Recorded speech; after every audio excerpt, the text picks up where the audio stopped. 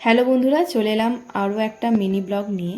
তো আজকে তোমাদের সাথে সপ্তমীর দিনের ব্লগটা শেয়ার করব। তো দেখো, সকাল সকাল স্নান টান করে রেডি হয়ে নিয়েছি। তো আজকে যে শাড়িটা পরেছি সেটা শাশুড়ি মা আমাকে দিয়েছে পুজোতে, সবুজ আর মেরুনের মধ্যে। তো সকালবেলায় যেহেতু কিছু খাওয়া হয়নি, তো প্রথমে আমরা আর কি খেয়ে নিলাম। আর নেকলেস যেটা পরেছি না, সেটা রাখি দিয়ে আমাকে জন্মদিনে গিফট করেছিল। তোমরা যারা আমার আগের ব্লগ দেখেছো তারা জানো। তো প্রথমে এসেছিলাম হচ্ছে পলাশডিয়াতে।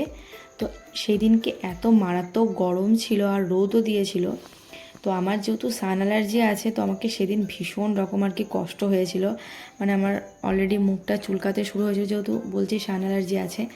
আর এর জন্য না, আমি যখনই বাইরে বেরোই তো মুখটা সবসময় কাভার করে যায়।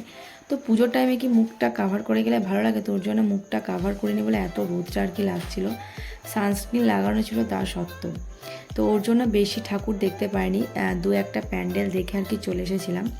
ভেবেছিলাম যে দেখে নেবো কিছু প্যান্ডেল, কারণ একটা দিনে না প্রত্যেকটা ঠাকুর বা প্যান্ডেল কাভার করা যায় না। তো ভেবেছিলাম 4-5টা দেখে নিলে ভালো হবে, কিন্তু যাই হোক দেখিনি, 2-3টে প্যান্ডেল দেখে আর কি চলে এসেছিলাম।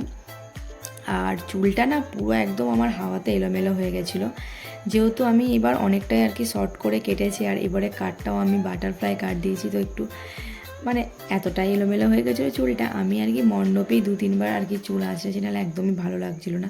তোমরা তো সেটা ব্লগে দেখে বুঝতেই পারছো। তো তোমাদের সপ্তমী দিনটা কেমন কেটেছে অবশ্যই কিন্তু জানিও। আর আজকে যখন আমি তোমাদের সাথে ব্লগটা শেয়ার করছি, তো সেটা দশমী অলরেডি হয়ে গেছে। তাই তোমাদের সবাইকে জানাই শুভ বিজয়া দশমী। আশা করি তোমাদের পুজো খুব ভালো কেটেছে। এরপর আমরা গেছিলাম খাওয়া দাওয়া করতে। সুমন বললো পিৎজা খাবো, আমারও আর কি পিৎজা খেতে মন যাচ্ছিলো, তো চলে গেলাম হচ্ছে পিৎজা খাওয়ার জন্য। আর এই কম্বোটা আর কি অর্ডার করেছিলাম আমরা। তো খাওয়া দাওয়া করে আর কোথাও ঘুরিনি, একদম সোজা বাড়ি চলে এসেছিলাম। তো সপ্তমীর সকালটা আমরা এভাবেই কাটালাম। তো তোমরা কেমনভাবে সপ্তমীটা কাটিয়েছো অবশ্যই কিন্তু কমেন্ট করে জানাবে। চলো, দেখা হচ্ছে আবার নেক্সট ব্লগে।